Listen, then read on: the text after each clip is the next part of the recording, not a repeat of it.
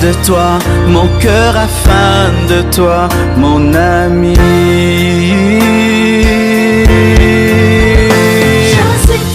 Je suis triste, je meurs, mon ami. C'est pas pour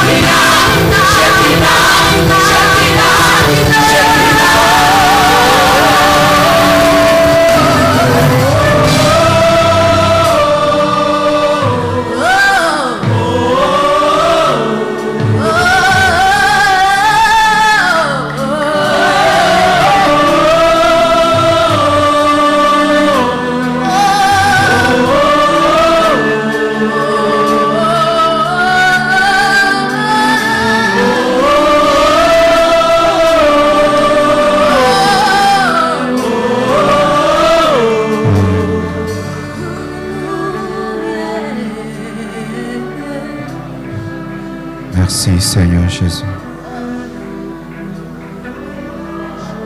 pour ta grâce et ta faveur. Merci pour ton amour infini. Merci pour ta bonté, Seigneur Jésus. Merci, Père. Pour ta présence, pour ta faveur, pour tes bontés.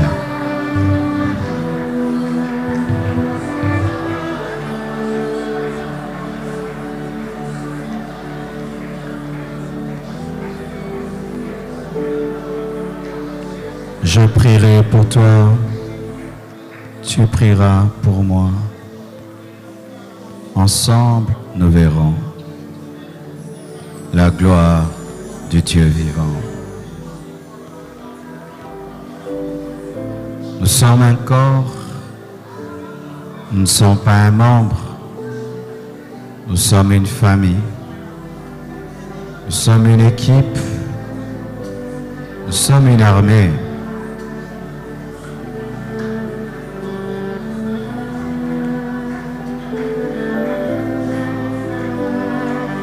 Ainsi, tu vas prier pour les requêtes de l'autre, pas pour tes requêtes. Prie pour les requêtes des autres.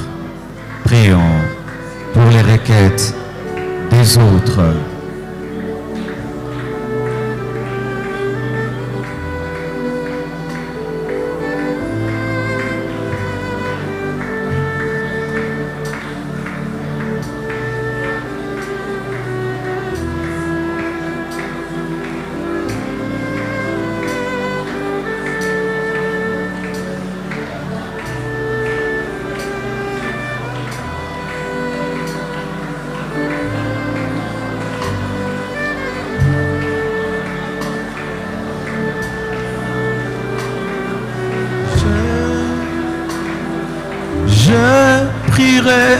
Pour toi,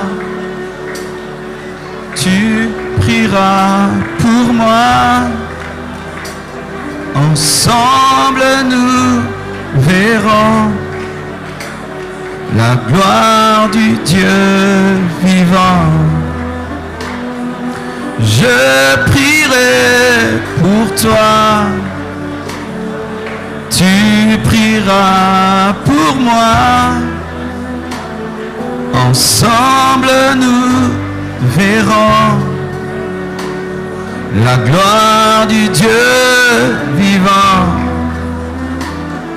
Je prierai pour toi,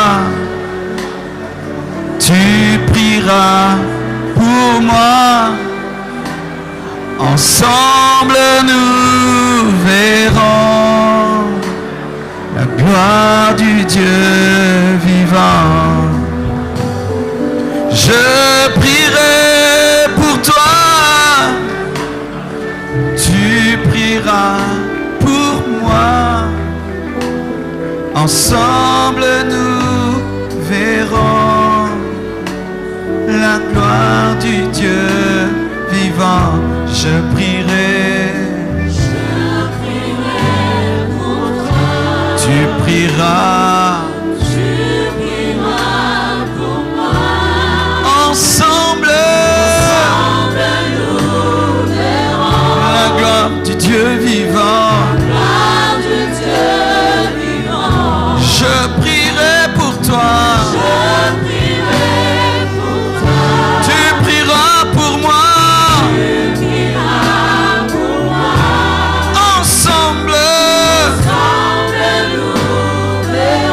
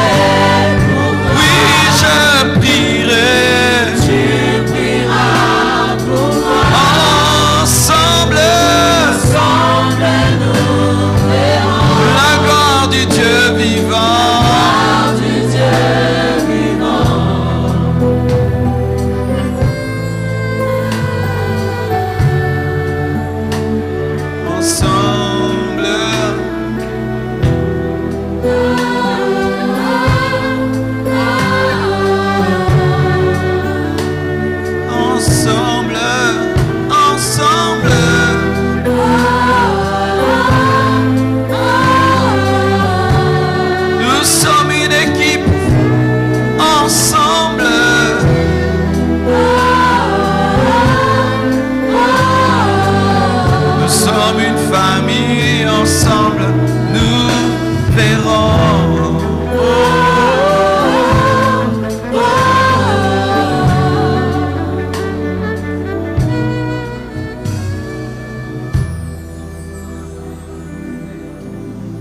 Réalise toujours que la nouvelle naissance te donne une famille. La nouvelle naissance te donne des frères et des sœurs, des pères et des mères. La nouvelle naissance te fait entrer dans une armée dans laquelle tu n'es pas seul. La nouvelle naissance te fait entrer dans un corps fait de plusieurs autres membres pour t'aider. La nouvelle naissance fait que tu puisses appartenir à une équipe. Fait que tu puisses avoir des frères et sœurs qui peuvent te soutenir dans les moments de faiblesse.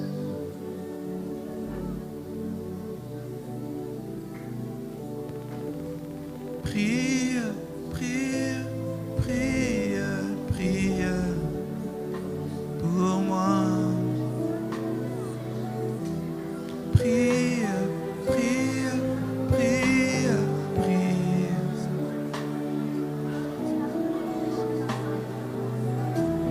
Prie, prie, prie, prie.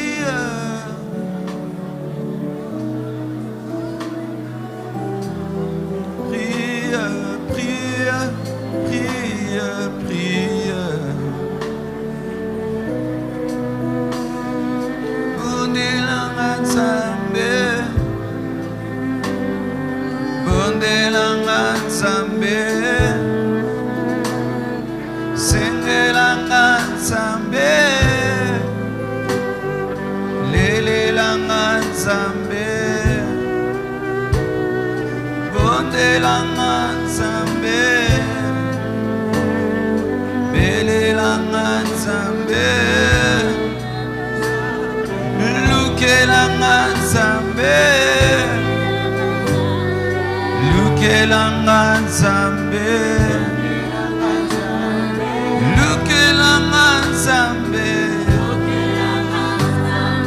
lukelangan sambe, lukelangan sambe,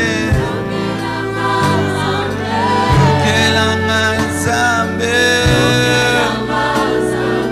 Lukelangan sambe, lukelangan sambe, lukelangan sambe, lukelangan sambe, lukelangan sambe.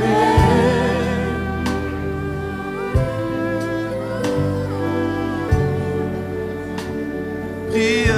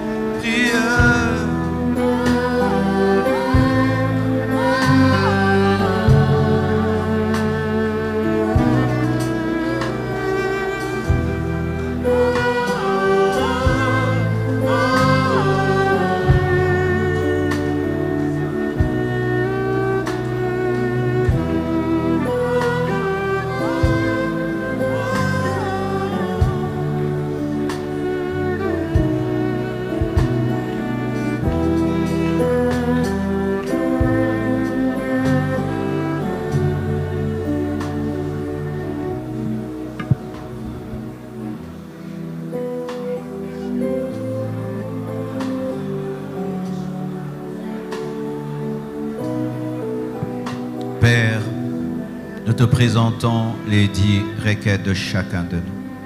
Comme une famille, comme une équipe et comme une armée. Nous nous tenons devant de toi et nous implorons ta grâce, des miracles et des prodiges. En réponse, Seigneur Dieu de gloire, à tous les désirs exprimés au travers de ces requêtes. Donne le spirituel, le matériel, le financier. Donne la guérison, donne la délivrance, donne la direction, l'inspiration et la conduite par ta grâce seule.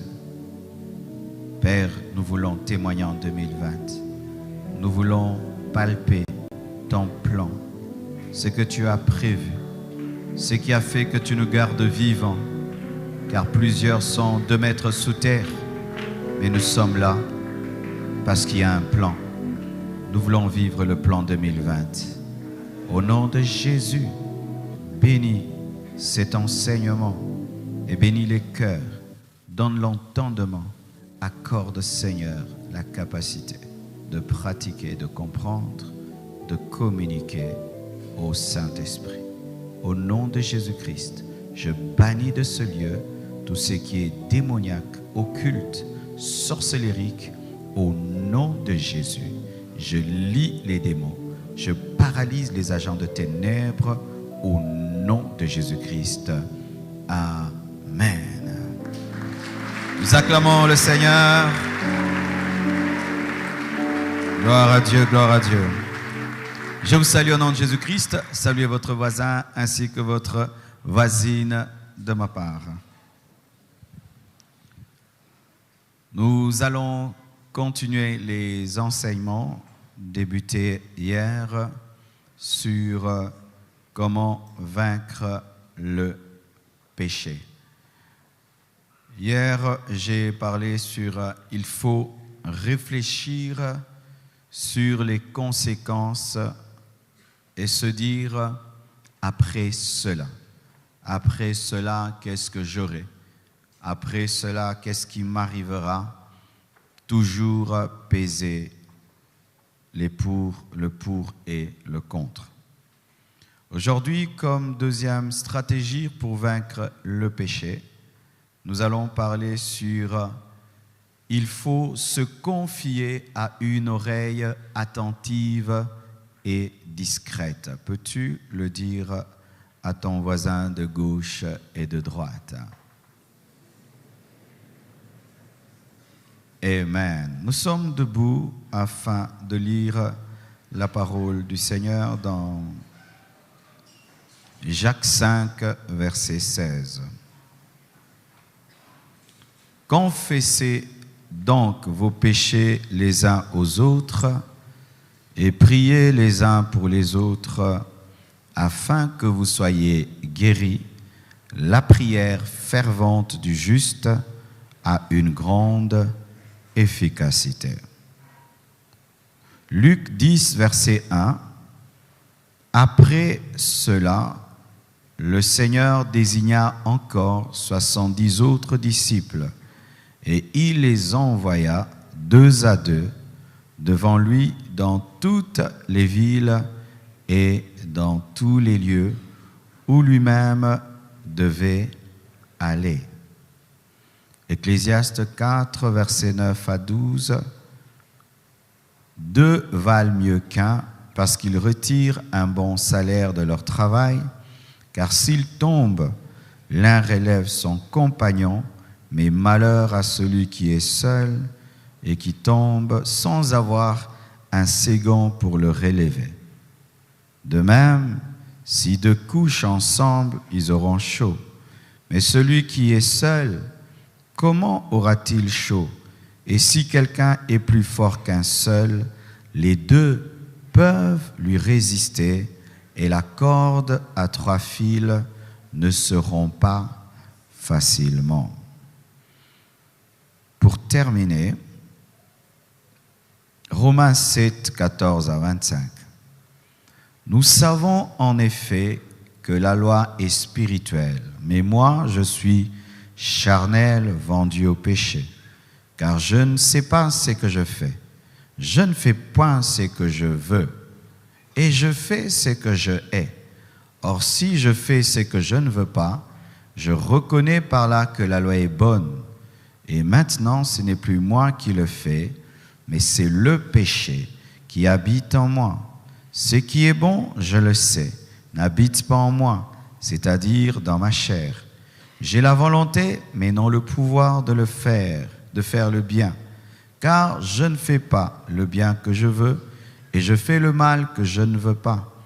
Et si je fais ce que je ne veux pas, ce n'est plus moi qui le fais, c'est le péché qui habite en moi. Je trouve donc en moi cette loi. Quand je veux faire le bien, le mal est attaché à moi. Car je prends plaisir à la loi de Dieu, selon l'homme intérieur. Mais je vois dans mes membres une autre loi qui lutte contre la loi de mon entendement et qui me rend captif de la loi du péché qui est dans mes membres. Misérable que je suis, qui me délivrera du corps de cette mort? Grâce soit rendue à Dieu par Jésus-Christ notre Seigneur. Ainsi donc moi-même, je suis par l'entendement esclave de la loi de Dieu et je suis par la chair esclave de la loi du péché. Que Dieu bénisse sa parole. Alléluia. Est-ce qu'on peut stabiliser l'écran? Ça bouge, ça s'allume, ça s'éteint, ça me distrait. Il faut se confier à une oreille attentive et discrète lorsque tu es tenté. Pas seulement tenté, lorsque tu as un péché que tu n'arrives pas à abandonner. Quand tu es tenté, vois quelqu'un. Si c'est une tentation forte, il y a des tentations qui arrivent, toi-même tu peux t'en débarrasser. Mais il y a des tentations dans lesquelles tu sens que c'est au-delà de ta force. Il faut en parler à quelqu'un. Et même un péché que tu as essayé d'abandonner seul dans tes prières, tes jeûnes, les décisions, mais malgré tout ce que tu as fait, tu es toujours dans ce péché. Pour ces deux cas, mes frères, il faut chercher quelqu'un. Ainsi déjà, tu peux te rendre compte que le fait de ne pas fonctionner en corps, en équipe, en armée, fait que le diable nous dominera. Parce que face à certains combats, Dieu ne te voit pas seul. Il te voit dans une famille, il te voit dans une équipe, il te voit dans une armée. Mais malheureusement, aujourd'hui, peu de chrétiens ont la notion du corps du Christ. Nous sommes chrétiens comme des étudiants. D'ailleurs, les étudiants s'entraident comme des gens dans le bus. Tu entres dans le bus et tu as ta destination. Tu n'as pas besoin de connaître le nom de ton voisin, ni son aide. Tu payes ton taxi, tu entres et tu descends. Point barre. Et beaucoup de gens dans la vie chrétienne se comportent ainsi. Ils sont seuls face à leurs tentations, seuls face à leur lutte, seuls face à leurs péchés. Même s'ils ont un pasteur, ils peuvent parler au pasteur de tout, mais sauf de leurs tentations. Ils peuvent parler au pasteur de tout, sauf de leurs péchés. Alors que le péché est le plus grand problème ici-bas. Vous entrez dans mon bureau facilement, me parler de vos maladies. Vous entrez dans mon bureau facilement, me parler de vos projets.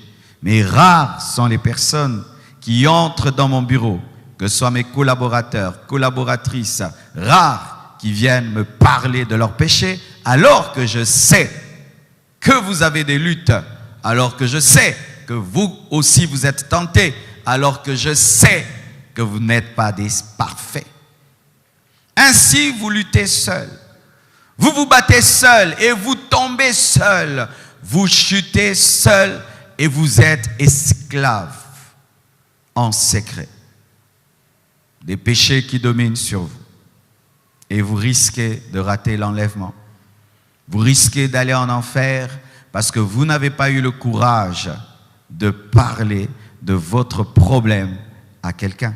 Pas seulement au pasteur, à un bon frère, à une bonne sœur, à un bon chrétien, à un bon disciple de Jésus-Christ.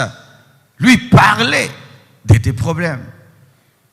Les conversations des chrétiens aujourd'hui sont trop superficielles, très superficielles. Les chrétiens parlent de tout sauf des vrais problèmes. Et même quand ils disent qu'ils sont des amis, ce sont des faux amis, car jamais ils ne mettent sur la table le péché. Si dans ton amitié avec ton frère, ta sœur, jamais vous n'avez parlé des luttes et des combats face au mal, votre relation est très superficielle. Lorsqu'une relation devient profonde, on présente pas seulement ses qualités, mais également ses défauts, ses luttes et ses combats. Jacques 5, verset 16, conforte cela. Confessez donc vos péchés les uns aux autres.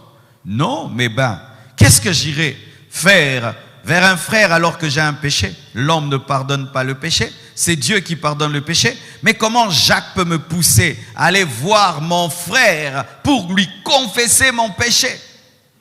Il s'agit des péchés résistants. Les péchés résistants, les péchés dominateurs, les péchés qui te rendent esclave ont besoin que tu puisses les confesser à quelqu'un.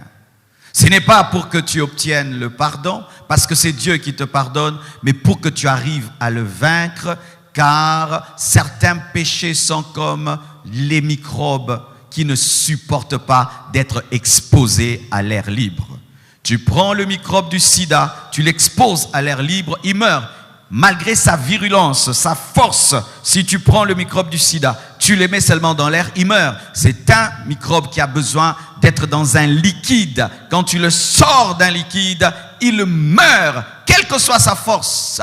Pareil aussi, ce péché que tu trouves fort, ce péché qui t'a dominé des années, il suffit seulement que tu le confesses à quelqu'un et tu vas voir, toute sa force sera anéantie, car le péché aime le secret, le secret, le secret.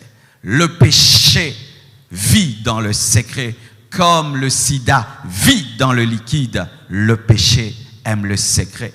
Les hommes qui n'ont pas de vie secrète dominent facilement le péché. Les hommes qui exposent facilement leur lutte et leur combat ne demeurent pas dans le péché. Mais les personnes secrètes peuvent entretenir pendant des années et des années des faiblesses et des péchés et peuvent même mourir dans ces péchés parce qu'elles vivent dans le secret.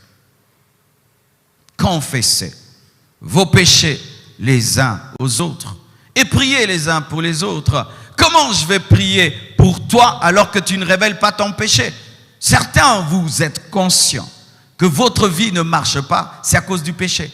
Mais quand vous rencontrez les autres, vous dites les démons me dérangent, ma famille me dérange. Mais toi-même, tu sais aussi que tu as des péchés, des choses que tu fais. Mais ça, tu ne vas pas en parler. Tu vas parler de tout sauf de l'essentiel. Et comme tu n'as pas confessé le péché, on va chasser les démons, on va demander la bénédiction, on va lier, délier, alors que le problème, c'est toi. C'est toi. Et on va bombarder le diable, bombarder les sorciers, mais toi on va pas te bombarder, on va pas te parler durement, on va pas te donner la sagesse, on va pas te donner des conseils qui vont t'aider à en sortir. Confessez donc vos péchés les uns aux autres et priez les uns pour les autres afin que vous soyez guéris, car certaines personnes dans l'église primitive tombaient malades à cause du péché, et il fallait que d'abord le péché soit confessé pour que la guérison vienne. Et la Bible dit, la prière fervente du juste a une grande efficacité. La prière fervente du juste a une grande efficacité. Il ne faut pas confesser à n'importe qui, il faut confesser à un juste. Ne commets jamais l'erreur dans ta vie de confesser ton péché à un pécheur. Ne commets jamais l'erreur dans ta vie de confesser ton péché à quelqu'un qui a la même faiblesse. Ne commets jamais l'erreur dans ta vie de confesser ton péché à quelqu'un d'indiscret, car le juste domine le péché et le juste vit dans l'amour, et l'amour nous amène à cacher les autres. Lorsque tu partage ta faiblesse avec quelqu'un, rassure-toi que cette personne n'est pas dans la même faiblesse. Elle va te donner des mauvais conseils, elle va prier pour toi et elle va te communiquer une dose de plus. C'est ainsi que certains, après une prière, pêchent davantage parce que tu es allé vers la mauvaise personne, vers quelqu'un qui est déjà infecté par le même problème. C'est pourquoi, si quelqu'un vient te voir et te parler d'un péché, et lui suppose que tu as dominé le péché, mais toi tu sais que tu ne l'as pas dominé, frère, ne lui impose pas les mains. Amen. Hein? Ne lui impose pas les mains. Ne lui impose pas les mains. N'imposez jamais les mains à quelqu'un qui a la même maladie que vous. N'imposez jamais les mains à quelqu'un alors qu'il, lui au moins, a le courage de dire en public ce que toi tu fais en secret.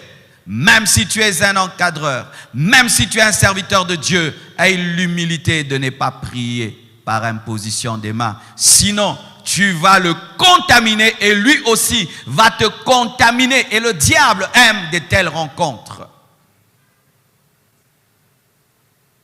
C'est pourquoi, mes frères et sœurs, vous devez arrêter ces choses de vous promener dans toutes les églises. Lorsque vous vous promenez dans toutes les églises et tu vois une affiche ici, une affiche là, et tu vas, on t'impose les mains, c'est vrai, l'homme la prêche bien, il prophétise bien. Est-ce que tu connais son caractère? Tu connais la qualité de sa vie?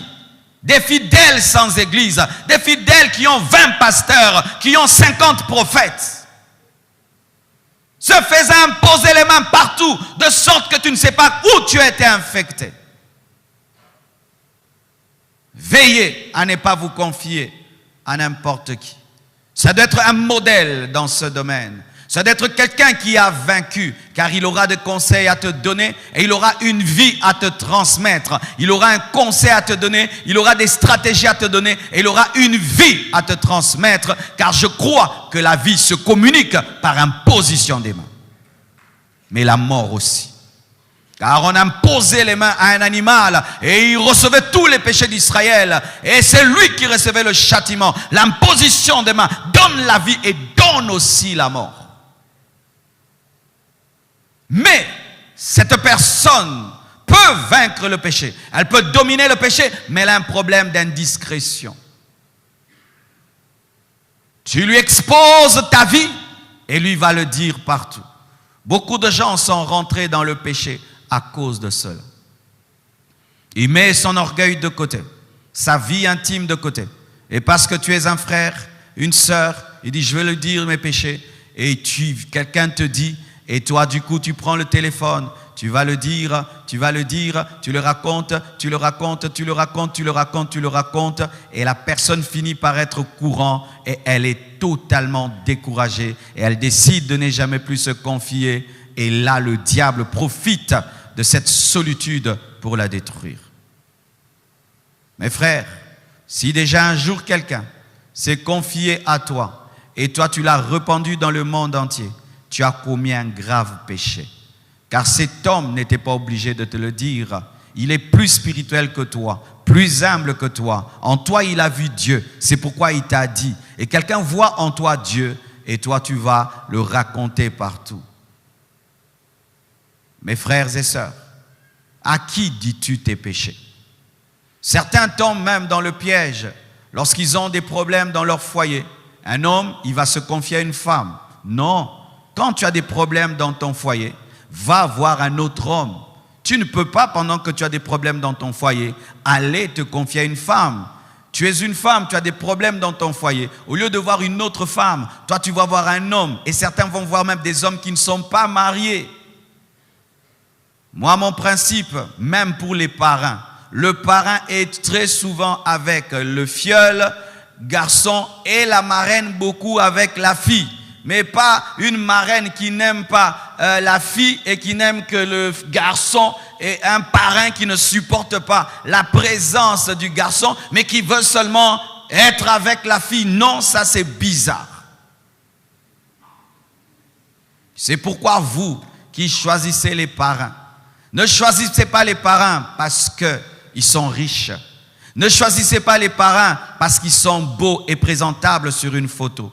Choisissez les parents qui sont réellement fidèles, soumis. Choisissez des parents qui sont réellement des modèles. Car si vous choisissez mal les parents, vous serez étonnés. C'est vous qui deviendrez les parents de vos parents. Oui, vous allez voir les parents, ils se chamaillent. Vous allez voir les parents, ils ont divorcé. Vous allez voir les parents, ils sont ceci. Amen. Hein? Faites très attention. Et même, je vois des jeunes couples qui se font parrainer par des jeunes couples. Qu'est-ce que vous faites? Vous cherchez des photos? Comment toi, tu as 2 ans dans le mariage, tu parraines les gens? Qu'est-ce que tu connais? Qu'est-ce que tu connais au mariage? Toi-même, le mariage t'étonne et tu veux parrainer les gens. Comment tu peux parrainer quelqu'un? Tu n'as que 4 ans de mariage. Tu parraines quoi? Tu parraines quoi? Tu parraines quoi? Toi-même, tu as des problèmes dans ton couple parce qu'à 4 ans de mariage, on a des problèmes dans les couples. 4 ans, ça secoue grave. Tout le monde. Et maintenant, toi, ça secoue, tu veux parrainer. Une secousse qui parraine. Et vous aussi, vous vous faites parrainer par des amis. Un pote à toi, il a presque ton âge et il a 2 ans de mariage, il est ton parrain. Il n'a aucune autorité sur ton couple. Est-ce qu'il peut te convoquer à 3 heures du matin, toi et ta femme, venez à la maison? Il a l'autorité, il n'a pas d'autorité et tu te fais parrainer par quelqu'un qui n'est même pas autoritaire sur ton couple. C'est comme ça que les couples divorcent. Parce que quand maintenant vous avez des problèmes, vous ne savez pas à qui aller. Pourquoi? Ton ami c'est ton pote et les gens qui vous ont parrainé eux-mêmes ont des problèmes et vous entendez des divorces et des divorces. Pourquoi? Parce que les confidents sont malades. Arrêtez cette cupidité. Aujourd'hui les jeunes mariés sont des cupides. Des cupides. Il faut voir comment ils dérangent les personnes riches. Parraine-moi. Ce n'est même pas pour des conseils, c'est pour l'argent. Pour que le parrain puisse apporter une contribution au mariage. Pour que le parrain puisse louer une voiture, puisse payer les chaussures. Et on t'appelle parrain alors qu'on t'a budgétisé. Cupidité, péché, chair. Et certains, ils aiment ça aussi. Il y a des gens qui aiment jouer au donneur, bailleur des fonds des mariages. Et ils aiment battre le record de nombre de fidèles. Ah, moi j'en ai 100, hein, j'en ai 200. Moi j'ai clôturé d'ailleurs, je ne parraine personne. Parce que parrainer quelqu'un, c'est devenir son père. C'est lui donner du temps, être là chaque fois qu'il a des problèmes. Et moi j'ai compris que je n'ai pas le temps, je ne peux pas le faire. Je peux être un bon conseiller, mais je ne peux pas parrainer quelqu'un. Rien qu'être dans une fête, une dot, m'asseoir pendant 5 heures du temps, c'est une perte de temps. Aller à un mariage civil, 2 heures du temps, perte du temps. Aller dans une fête, mariage religieux, jusqu'à 1 heure du matin, la mort. La mort. Même le Saint-Esprit va me gifler. Il va me dire, tu fais quoi ici? Tu dois prier pour prêcher dimanche. Tu es parrain samedi jusqu'à 2 heures du matin. Ce n'est pas mon lot. Amen. Donc, retenez ceci. Ne vous confiez pas à n'importe qui. Et si, par mégarde, tu te confies à quelqu'un, et qu'est-ce qu'il fait? Il minimise ton péché.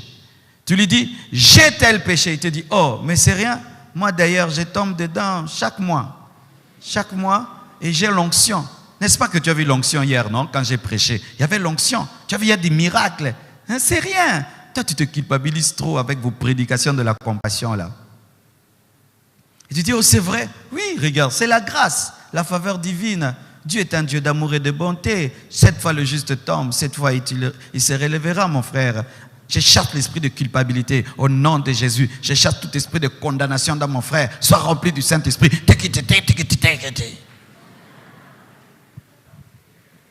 Et quand tu sors de là, et tu regardes, oui, il commet des bêtises, il fait des miracles. Il commet des bêtises, il prophétise. Il commet des bêtises, il fait des grandes choses. Il commet des bêtises. Et puis tu te dis, oh, au fait, oh, c'est le pasteur qui est trop dur, hein? Trop coincé, trop coincé.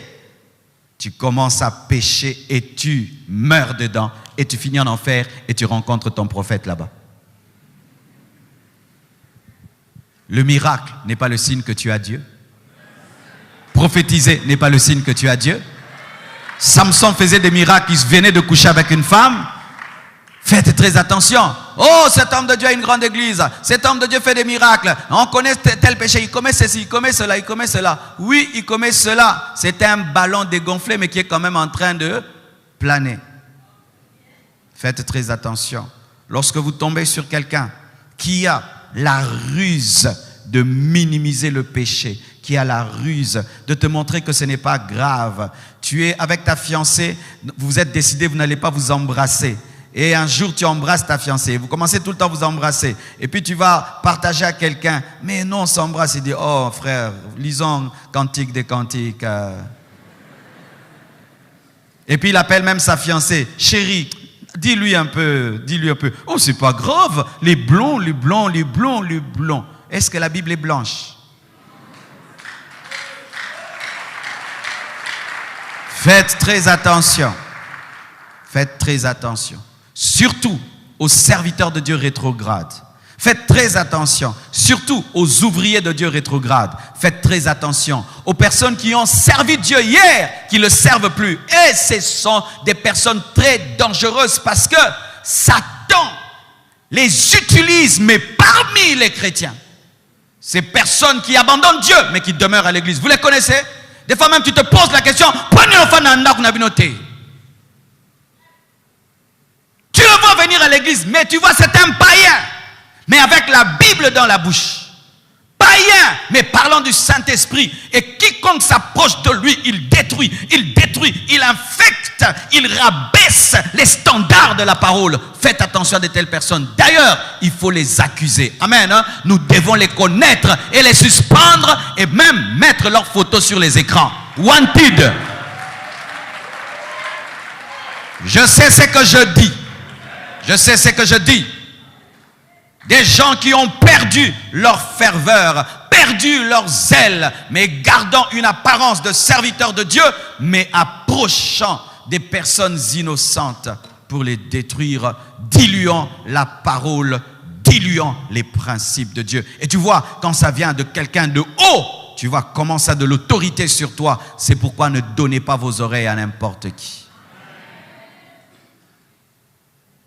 Ecclésiaste 4, versets 9 à 12 dit « Deux valent mieux qu'un, parce qu'ils retirent un bon salaire de leur travail.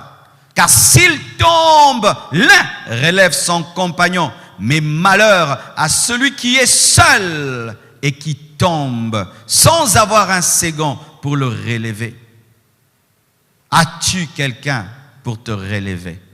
As-tu quelqu'un pour te ramener? » Souvent, nous n'aimons pas de telles personnes. Des personnes qui te disent, ce n'est pas bien. Arrête. Les gens disent, arrête de t'occuper de ma vie. Ne t'occupe plus de ma vie. Laisse-moi tranquille. Non, on ne chasse pas une sentinelle. Dieu m'a établi, je garderai ta vie. Tu ne peux pas me chasser. Dans la vie chrétienne, il n'y a pas de vie privée. Vous savez ça? Dès que tu deviens chrétien, tu n'as plus de vie privée. Est-ce que la main gauche peut avoir une vie privée par rapport à la main droite? Est-ce que l'oreille droite peut avoir une vie privée par rapport à l'oreille gauche? Quand des fois ça te gratte au niveau de l'oreille gauche, c'est ton doigt du cou qui va directement pour gratter. Mais l'oreille ne dit pas, hé, doigt, arrête de me gratter. Je ne te gratterai pas si tu quittes le corps. Mais si tu es sur le corps, je te gratte. Arrête de gratter, je te gratte. Arrête de gratter, je te gratte. Je te gratterai.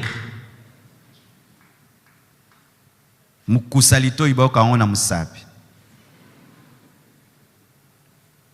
Mes frères et sœurs, avez-vous quelqu'un pour vous relever? Beaucoup de gens tombent parce qu'ils n'ont personne dans leur vie. Beaucoup de gens tombent parce que nous ne prenons pas le temps de cultiver des vraies relations. Beaucoup de chrétiens ont des relations superficielles.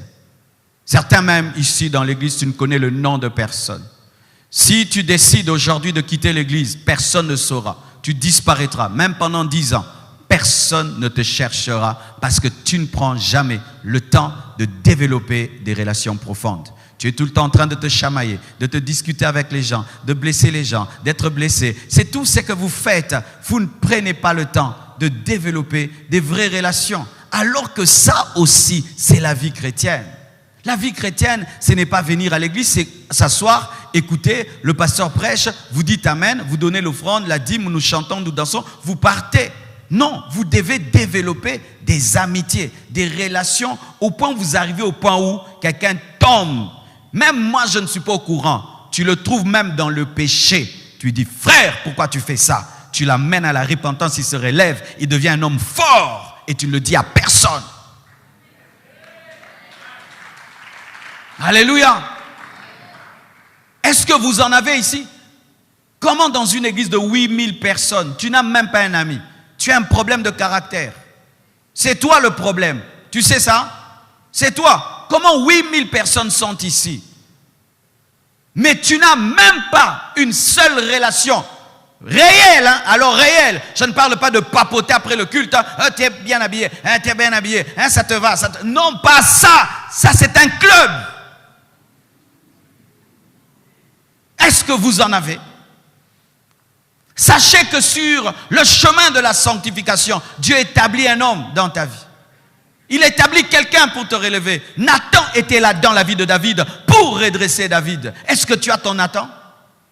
Est-ce que tu as ton Nathan? Est-ce que tu as quelqu'un qui peut te corriger?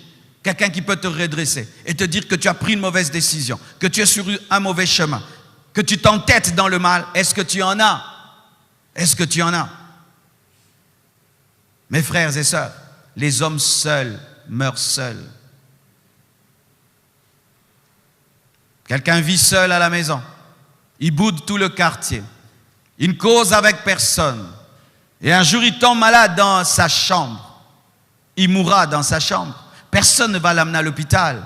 Mais si c'est un homme qui pouvait même faire de la place à une seule personne dans sa vie, en cas de maladie, c'est lui qui te transportera et qui t'amènera à l'hôpital. Avez-vous de telles personnes? Et écoutez ceci, mes frères et sœurs. Lorsque tu n'as personne, parce qu'il arrive des fois, tu as toute la bonne volonté d'avoir quelqu'un dans ta vie à qui tu diras tout, mais tu es entouré des personnes dominées par le péché et des personnes indiscrètes. Autour de toi, il n'y a que des indiscrets. Et tu vois comment ils sont indiscrets. Et autour de toi, il n'y a que des pécheurs. Tu vois eux-mêmes, ils sont dans ces péchés-là. Toi-même, tu veux leur dire, mais tu sens qu'ils ont déjà le péché que toi tu as. Comment faire? Sachez qu'en premier, il faut se confier à Dieu. Il faut le dire à Dieu. Vous savez, mes frères, il est facile de parler à Dieu de ses problèmes financiers. Il est facile de parler à Dieu de ses problèmes matériels. Il est facile de parler à Dieu de ses besoins. Mais rares sont les personnes qui parlent à Dieu de leurs vrais péchés. Dans Romains 7, Paul donne l'image spirituelle d'un homme qui a le désir de vivre dans la sainteté, mais malgré son désir, il est lié par le péché. Et on montre un homme qui est sincère devant Dieu, qui s'étale devant Dieu, qui s'expose devant Dieu, tel qu'il est. T'es-tu déjà exposé devant Dieu, tel que tu es? Tel que tu es. Où tu te donnes ton vrai nom. Qui es-tu? Jacob est mon nom. Voleur est mon nom. T'es-tu déjà présenté à Dieu tel que tu es? Où tu mets de côté tes besoins, tes projets, et tu dis, Seigneur, j'ai tel péché. Seigneur, j'ai tel péché. Seigneur, je suis dominé par tel péché. Seigneur, aujourd'hui, si tu reviens avec ce péché, je ne suis pas sûr d'être enlevé. Seigneur, je ne fais que confesser ce péché, mais je retombe toujours. Seigneur, je n'ai même pas la volonté d'abandonner ce péché. Oui, mes frères, car des fois, les gens disent, Seigneur, aide-moi. Si Dieu m'aide, je vais abandonner tel péché. Ce sont des paroles remplies d'humilité. Mais des fois, ce sont des paroles remplies de manque de volonté. Vous voyez, quelqu'un fume la cigarette. Et tu dis, abandonne la cigarette. Il va dire, je n'ai pas la force d'abandonner. Abandonne la cigarette. Je n'ai pas la force. Mais si tu lui dis, tu vois la cigarette que tu as là dans ta bouche, il y a du poison dedans. Après avoir fini de fumer, tu meurs maintenant. Du coup, il va abandonner. La même personne qui dit, je n'ai pas la force, je ne peux pas y arriver. Tu lui dis, tu vois la cigarette là, il y a du poison. Donc quand tu finis, tu meurs.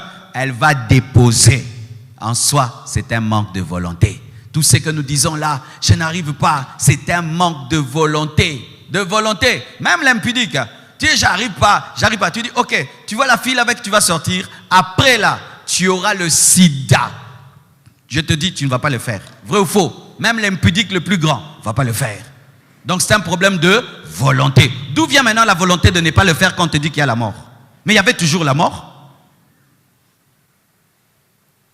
J'arrive pas à arrêter de voler. Comment je vais nourrir ma femme, nourrir ma famille? Je dois voler pour vivre. Regarde ces enfants, regarde ma famille. Comment je vais faire? Je dois voler. Si on te dit, le jour où seulement tu voles, ta main gonfle, tu ne voleras pas. C'est question de volonté. Tout ce que nous donnons comme argument est faux et archi faux. Il y a la force en nous que nous refusons d'utiliser. Nous sommes semblables à quelqu'un qui dit « Ah, je ne me sens pas bien, je me sens pas bien. » Mettez ses mains un lion ici, il va sauter là-bas. C'est maramba okufa papa. Mais lui, c'est maramba okufa. Tu as la volonté. Je dis tu as la volonté. Tu as la force, car Dieu ne peut permettre que tu sois tenté au-delà de tes forces. Tu as la force, mais c'est toi qui n'as pas la volonté d'utiliser la force. Tu n'as pas la volonté d'utiliser la force parce que tu te plais à ce péché, mais tu présentes l'argument, j'ai pas la force. Tu as la force, mais tu n'as pas la volonté, car Dieu ne peut permettre que tu sois tenté au-delà de tes forces. N'est-ce pas qu'il y avait des gens? On leur disait, ne bois pas le coca, c'est mal. Ne bois pas le coca, c'est mal. Et il boit, j'arrive pas à abandonner, je suis lié au coca. Ok, un jour il tombe malade, il va à l'hôpital. Le médecin lui dit, oh tu as un cancer. Et si tu continues à boire le coca, dans 10 jours tu meurs. Du coup il abandonne le coca. C'était quoi? Il avait la force, mais il n'avait pas la volonté. C'est pourquoi les hommes qui pêchent finissent en enfer. Parce qu'ils ont voulu le péché. Tu vois le péché que tu commets, tu as la force. Tu as la force, je te dis, tu as la force de l'arrêter. Tu as la force. Arrête de dire Dieu ne m'a pas aidé. Dieu t'a déjà aidé, mais toi tu ne veux pas utiliser la force parce que tu aimes ta situation. Comme certains infirmes qui aiment leur situation d'infirmité afin de continuer à bénéficier de l'aide des autres.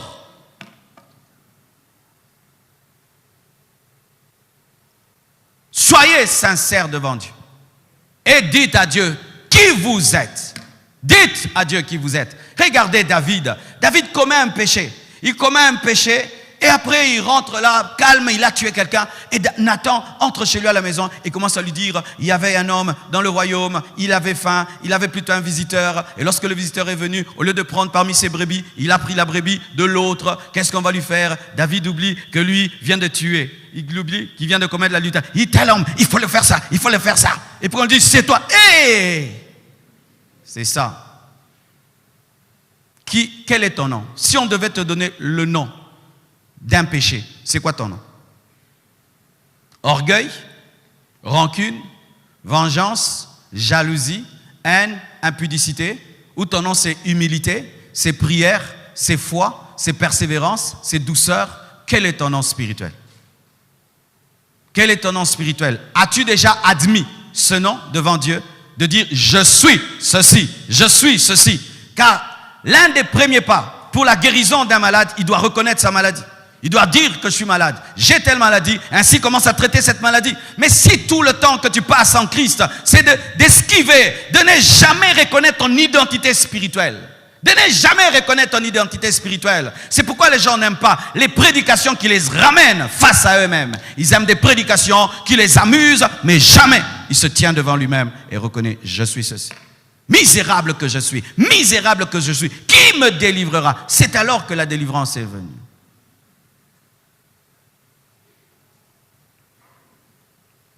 Mes frères et sœurs, le diable aime le secret. Il aime les gens qui cachent et qui savent très bien cacher leurs péchés. Et vous savez, c'est ça aussi qui tuera les sorciers. Dans le monde des ténèbres, l'une des choses qu'on enseigne aux sorciers, c'est se cacher. Un sorcier peut être au milieu de vous.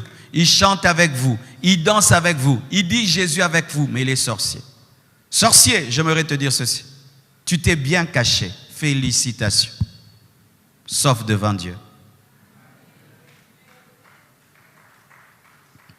Tu t'es bien caché. Tu parles comme nous. Tu chantes comme nous. Tu danses comme nous. Certains même t'appellent frère, t'appellent sœur. Mais toi, tu es dans le monde des ténèbres. Toi, tu détruis les gens. Tu détruis la vie des autres. Et tu te plais, on ne t'a pas vu. Mes frères, vous qui êtes dans la sorcellerie, vous qui êtes dans l'occultisme, vous qui êtes dans le monde de ténèbres, sachez qu'en Dieu, tout est lumière. Dieu vous voit. Dieu vous voit. Et ne dis pas, je suis arrivé à me cacher. Non, on ne se cache jamais devant Dieu. Dieu sait que tu es sorcier. Dieu sait que tu détruis la vie des autres. Dieu sait qui tu es vraiment. Et alors, arrête de te juger sur base de la connaissance des hommes qui peuvent connaître ou pas, mais juge-toi devant Dieu. Car la Bible dit que les enchanteurs n'hériteront point le royaume des cieux. Mais celui qui pratique l'enchantement le fait dans le secret. Mais Dieu peut le juger parce que Dieu le voit. Dieu le voit. Dieu le voit. Dieu voit le sorcier quand il quitte son corps et qui va se promener et il détruit la vie des autres et puis il entre dans son corps. Dieu voit le sorcier lorsqu'il arrive à la porte de l'église et il laisse sa sorcellerie à la porte et il entre ici. Dieu voit quand tu as laissé ta sorcellerie à la porte de l'église. Dieu te voit, Dieu t'a vu. Mais le diable fait croire aux hommes qui peuvent cacher, porter des masques de sainteté, des masques de pureté, des masques d'amour, des masques. Cela ressemble à l'histoire d'Akab. Akab va à la guerre et il se déguise, il se cache. Il ne va pas à la guerre avec les habits du roi. Mais quelqu'un tire et cette flèche va toucher le défaut de la cuirasse. Et il commence à saigner sur le char. Vous voyez, il était tellement hypocrite. Il ne va pas comme Akab, on ne sait pas que c'est Akab. Et il a une flèche, mais il ne peut pas crier. Parce que s'il crie, on va entendre sa voix et savoir que c'est Akab. Et toute la guerre sera sur lui. Il doit endurer. Et là, il y a une hémorragie. Il est en train de perdre du sang sur le char de son hypocrisie. Il est en train de perdre du sang sur le char de son hypocrisie. Et là, le diable l'atteint dans son hypocrisie. Car les hypocrites ont du mal à révéler leur vrai visage. Ils préfèrent mourir qu'on connaisse qui il est vraiment. C'est comme vous allez dans un deuil et vous découvrez que la personne était dans la magie. Toute sa vie, vous n'aurez jamais cru. Le jour qu'il meurt, vous voyez des gens qui sortent là, des gens qui paraissent. Nous sommes venus prendre nos choses et on touche son corps, on enlève des pierres, on touche son corps, on enlève des cornes, on touche son corps. Et vous dites, mais qui êtes-vous? Oh, nous, on est ses amis, on travaille avec lui. Quand vous travaillez avec lui? Mais depuis toujours. Il meurt sur le char de son hypocrisie. Il perd les sangs, il est en train de mourir. Et il ne peut pas crier au secours parce qu'on va savoir que c'est le roi. Quand le diable t'habitue au secret, tu dois avoir une forte volonté pour briser la glace. Car des fois, tu peux te bâtir une merveilleuse réputation de perfection, de bon ceci, bon cela, alors que tu es un mauvais. Et accepter de renoncer à cette fausse image de toi pour te présenter tel que tu es. Beaucoup de gens préfèrent mourir dans l'hypocrisie que révéler leur vrai état. Ça sert à quoi? Ça sert à quoi? Ça sert à quoi?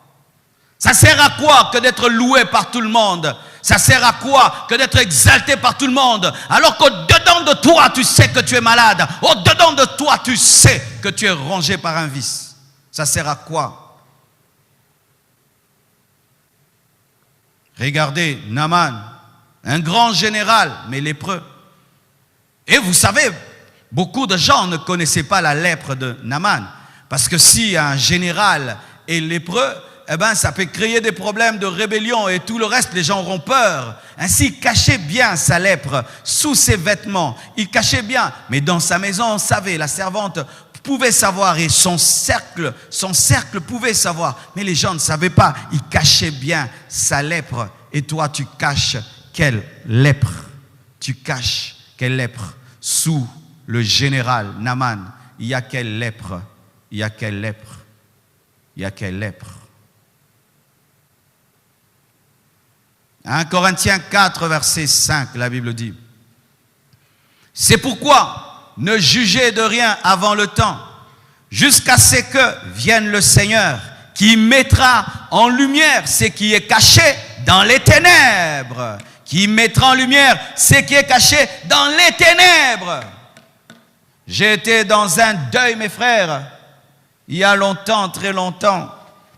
L'homme a épousé une femme, et c'est le jour de la mort de cette femme qu'il a découvert qu'il ne connaissait rien de sa femme. Il découvre d'abord qu'elle était plus âgée que lui. La femme l'avait menti même sur son âge, mais nous tous on voyait qu'elle était plus âgée, sauf lui. Souvent le menti, c'est celui qui ne voit rien. Il découvre qu'elle était plus âgée. Il découvre encore quoi? Que le garçon qu'il hébergeait pendant des années, comme étant le cousin ou le neveu de sa femme, c'était son propre enfant. Elle est allée dans ce mariage avec son enfant, un grand garçon. Et il découvre que cette femme avait construit une maison qu'il ne connaissait pas. Mais ça finit par être connu. Qui es-tu, mon frère? Qui es-tu, ma sœur? Qui es-tu? Il m'est arrivé, mes frères, dans des moments de prière intense. L'Esprit de Dieu te dit, lève-toi, va à tel endroit, tu vas attraper tel dans le péché. Et je me lève, j'arrive, je le trouve avec une prostituée. Il tremble, il veut tomber. Qui es-tu? Car la Bible dit que Dieu mettra en lumière ce qui est caché dans les ténèbres et qui manifestera les desseins des cœurs. Les desseins des cœurs. Tu vois les desseins que tu as dans ton cœur. Les gens pensent que toi tu sers Dieu alors que toi tu sers l'argent. Toi tu montres aux gens que toi tu sers Dieu alors que tu te sers toi-même. Les gens pensent que tu sers Dieu alors que tu es en compétition, en rivalité. On pense que tu sers Dieu alors que c'est autre chose qui est derrière. Et la Bible dit que Dieu révélera les desseins cachés des cœurs. C'est pourquoi, mes frères, soyez sincères devant Dieu. Quand tu as un mauvais cœur, dis, Seigneur, change ce mauvais cœur. J'ai un mauvais cœur, je suis mauvais, change-moi. Car certains même devant Dieu sont hypocrites. Là, c'est terrible. Tu veux même devant Dieu garder ton masque. Frères, sœurs, voyez le corps comme je l'ai dit précédemment. Si je marche et je me cogne là, et que le doigt de mon pied est blessé, directement, il y a ma main qui vient au secours de mon pied. Et je ressens cette douleur, pas seulement au niveau de mon doigt, même mon cœur, qui n'est pas touché, ressent la douleur. Et même mon visage change, ma bouche exprime la douleur par un cri. Et mes yeux, qui ne se sont pas blessés, commencent à pleurer. Mais qui est touché? Le doigt, mais des larmes coulent des yeux. La bouche crie. Le doigt court au secours pour toucher l'endroit blessé. Le cœur a mal. Le cerveau communique à tout le corps par les nerfs la douleur du doigt. Parce que Dieu n'a pas prévu qu'un membre se blesse et soit seul. Et Dieu n'a pas prévu que tu combattes le péché seul. Il a mis des doigts, il a mis des yeux, il a mis des bouches, il a mis des cœurs, il a mis des reins. J'ai besoin de 4 frères.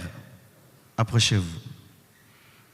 Et je veux vous montrer cette dangereuse stratégie de l'ennemi aujourd'hui au temps de la fin. Mon frère, vous deux ici, vous deux ici.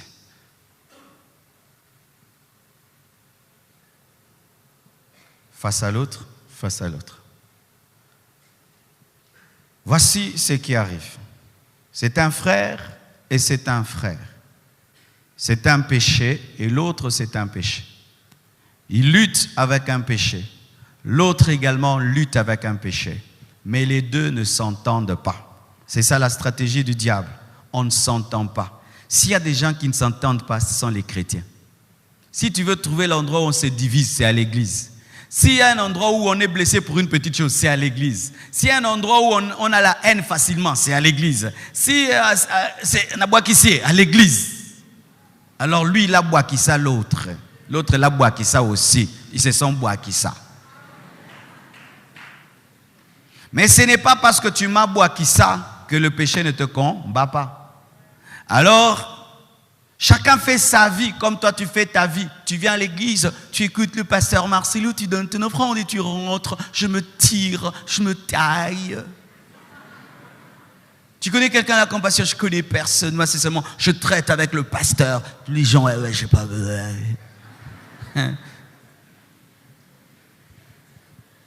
Alors que le frère là connaît chez vous. Moi, je ne connais pas chez toi. Le frère là, après le culte, peut causer avec toi. Moi, j'entre dans le bureau. Pour que tu entres, secrétariat, beaucoup de choses. Mais un frère qui est disponible, qui t'aime, qui craint Dieu, qui a la sanctification, tu le boudes. Et il se boude comme ça. Et lui, il est combattu par un péché, l'autre. Et lui, il arrive à vaincre le péché. Il a la victoire sur son péché. Et lui aussi, il a la victoire sur le péché. Mais sachez que derrière le péché, il y a des esprits mauvais. Il y a des puissances de ténèbres. Alors, les puissants des ténèbres sont très intelligents. Ils disent, maintenant, nous allons tester. Nous allons changer. Comme lui, il a vaincu ce péché-là, alors nous allons changer. Il dit, toi, va combattre ici. Et toi, viens combattre ici. Lui, il a déjà l'expérience par rapport à ce... Ah, regarde par ici. Par rapport à ce péché-là. Et lui, il a de l'expérience par rapport à ce péché-ci. Mais les deux ne causent pas. Ainsi, ils ne peuvent pas changer l'expertise. Ils ne peuvent pas échanger. Ils ne peuvent collaborer. Pour dire, hey, attention, moi ça avait commencé comme ça, mais j'ai jeûné, j'ai lu la Bible, j'ai vaincu. Comme ils ne parlent pas, ils sont à zéro.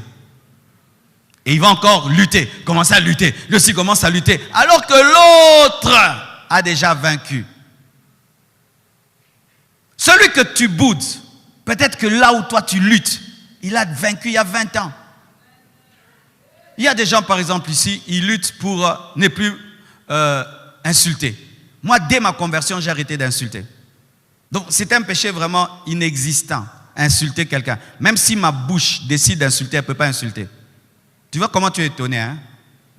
Parce que toi, c'est tout ce que tu sais faire, insulter. Moutou, talalikos, talayekouya. Toi, tu en lances partout, tout le temps. Et tu entends quelqu'un qui te dit que lui, il n'insulte pas. Ça dit, ah, wamangungu, kofinga, otika. Tu vois, toi qui es vaincu par la bière, quand tu vois une bouteille de bière, tu trembles. Il y a quelqu'un, quand il voit la bière, il ne voit rien. C'est rien du tout, c'est comme de l'eau. Il peut... Tu vois, tu es vaincu par la cigarette. Il y a quelqu'un qui a vaincu la cigarette. Tu es vaincu par beaucoup de choses. Mais il y a quelqu'un dans cette église qui a déjà vaincu le même péché. Mais ton problème, vous ne vous entendez pas. Si je lui dis, il va se moquer de moi. Si je lui dis, il va se moquer de moi. Alors qu'est-ce qui se passe? Ce péché arrive à le vaincre. Et le péché arrive à le vaincre. Maintenant, comme ils sont vaincus, ils peuvent causer. C'est ça. Vous devenez des amis dans la bassesse. Boni, to bambana, hein? Yo pengwaka, n'a pas 10 ans. Yo pengwaka, n'a pas 7 ans. Ah, vraiment, hein? On dit ça, l'humilité en retard. L'humilité tardive. C'est quand il abandonne Dieu. Un jour, vous vous retrouvez dans une boîte de nuit ivre, vous deux. Frère, mais toi tu étais à la chorale, non? Et toi aussi. Frère, tu as commis boye, pensa, biso basala nzambakala.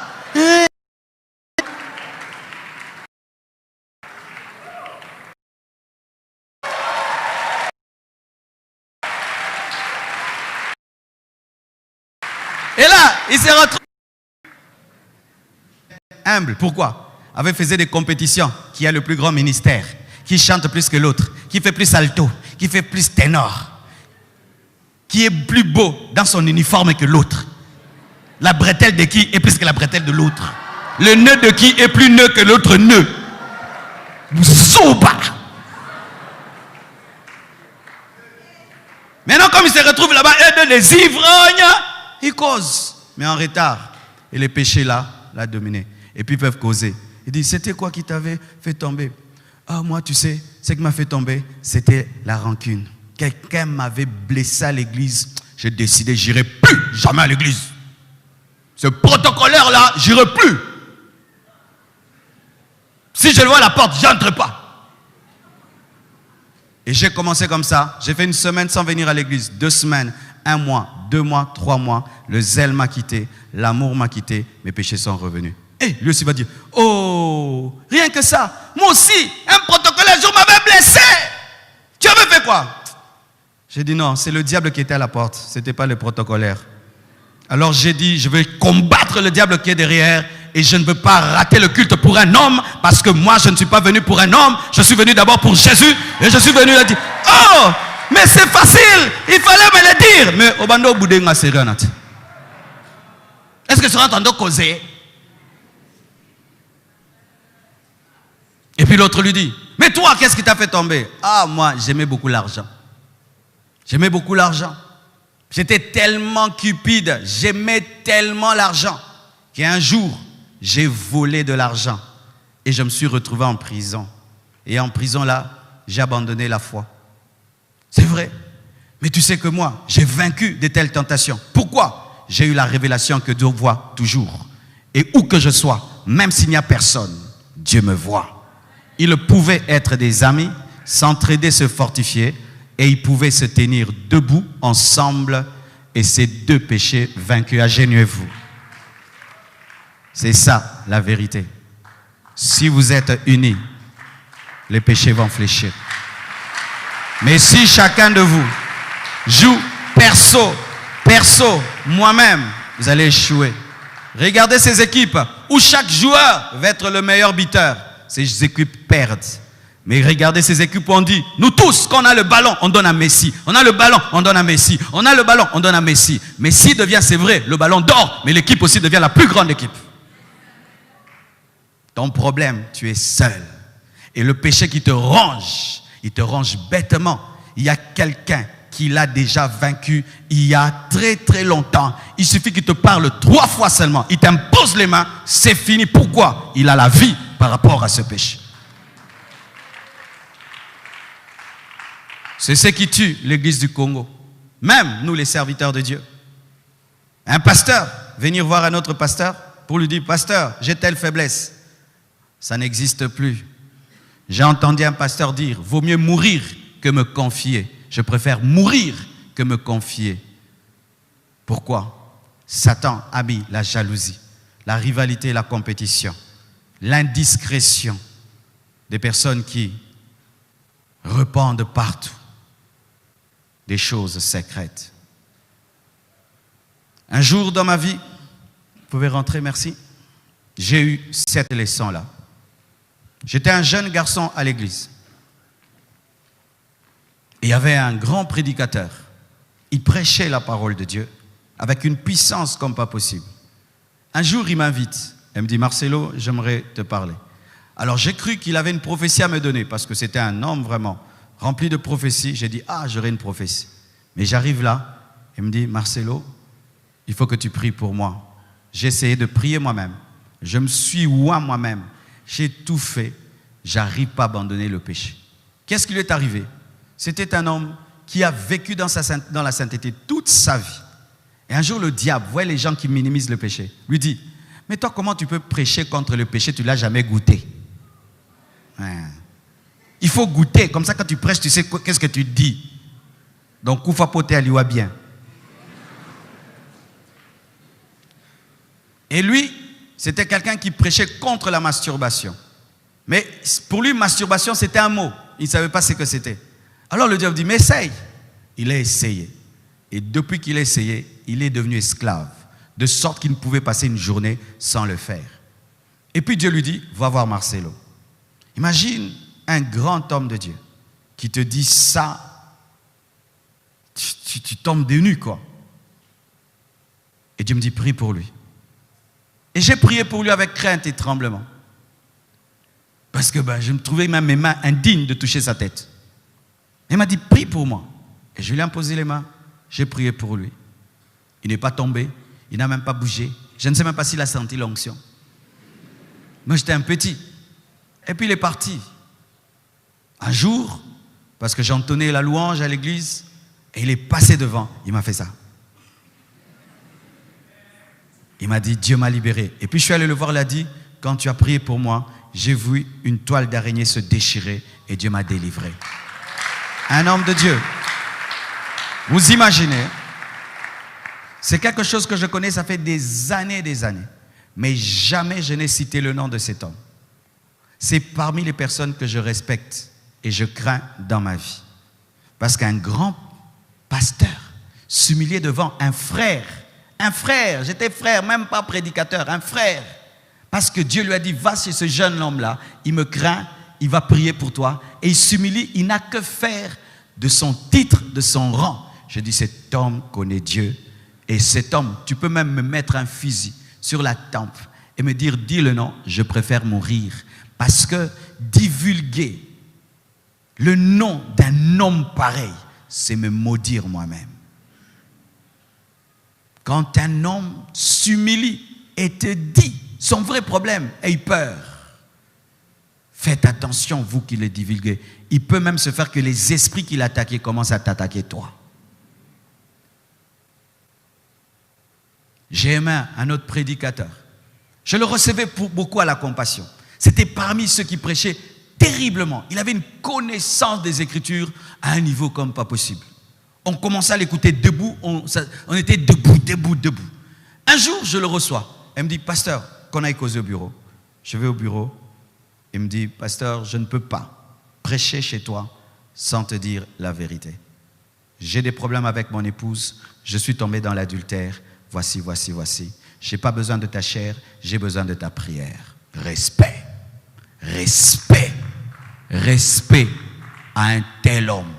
Pourquoi? Il pouvait encore prêcher grave. Parce que quand tu as la connaissance, Quand tu as l'habitude de te mouvoir dans l'onction, même dans le péché, ça peut se manifester. Mais il a refusé d'avoir un masque. Il a voulu la réalité. Tu veux vaincre le péché? Ne sois pas hypocrite. Tu veux vaincre le péché? Confie-toi à quelqu'un, mais pas n'importe qui. Un juste, qui est discret. Et quand il n'y a personne, confie-toi à Dieu, mais présente-toi tel que tu es. C'est alors que Jésus-Christ t'aidera. Que Dieu vous bénisse abondamment.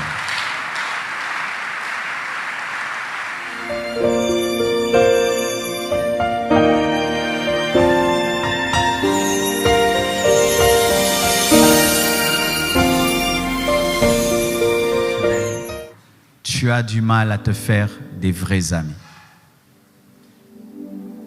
Approchez, je vais prier pour vous.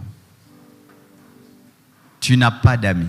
J'aimerais prier pour les gens qui n'ont aucun ami. Tu n'as personne à qui tu peux parler d'une faiblesse. Cette personne n'existe pas. Quand tu as un combat, c'est tout seul. Quand tu as une lutte, c'est toute seule. Ne sois pas pressé de partir, nous sommes dans le temps. Ces derniers temps, je ne déborde plus.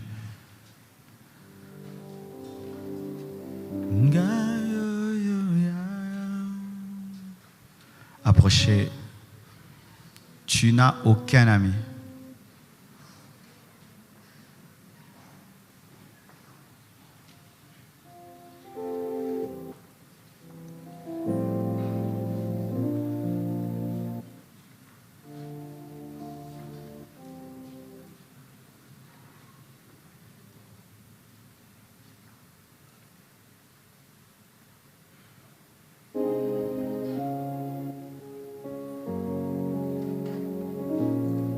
C'est important. 2 valent mieux qu'un. Jésus a envoyé ses disciples 2 à 2. Ce n'était pas un hasard, c'était une stratégie. Si l'un tombe, l'autre le relève. Quand Dieu t'a envoyé sur cette terre, il ne t'a pas envoyé seul. Il t'a envoyé avec plusieurs autres personnes qui doivent te servir de béquille dans les moments de faiblesse. Prions au nom de Jésus. Demande un ami. Prions.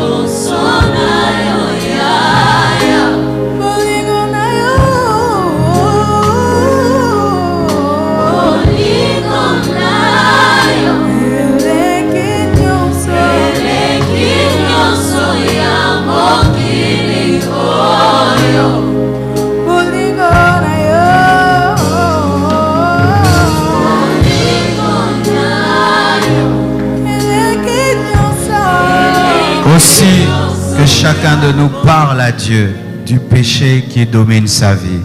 Que tout le monde prie. Prions au nom de Jésus.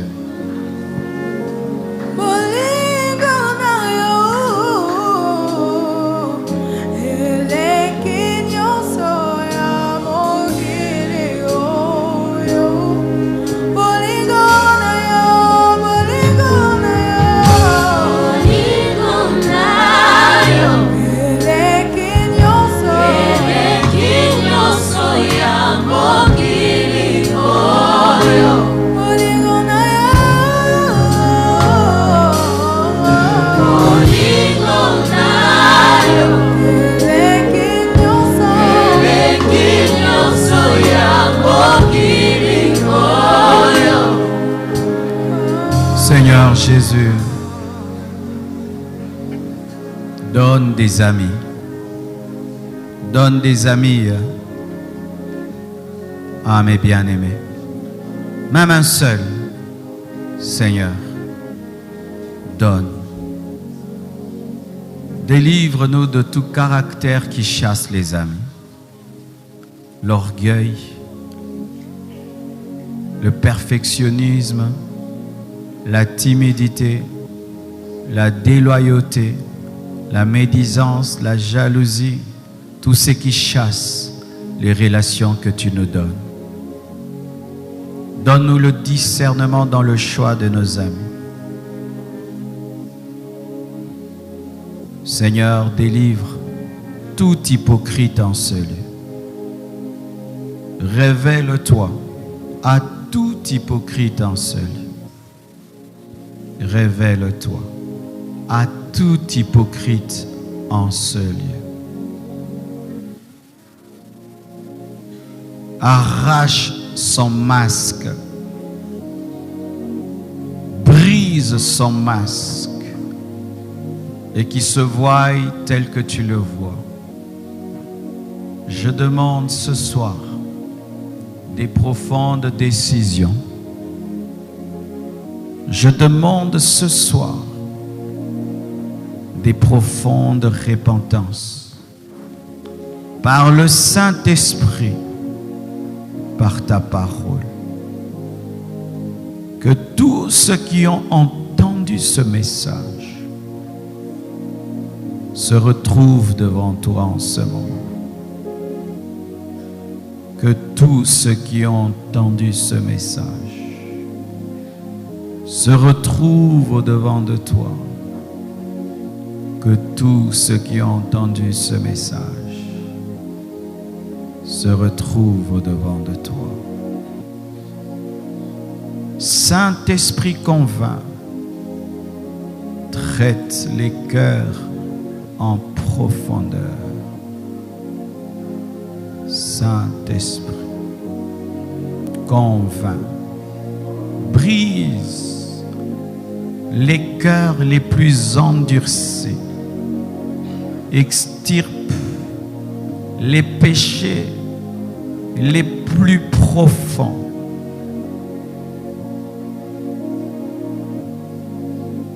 Saint-Esprit, Saint-Esprit, Saint-Esprit, je demande un travail en profondeur, un travail de sanctification, de délivrance, de repentance, un travail en profondeur. Tous ceux qui refusent de se voir tels que tu les vois, soient contraints par ton esprit d'avoir cette révélation. Merci de m'exaucer. Au nom de Jésus-Christ. Amen. Que Dieu vous bénisse abondamment.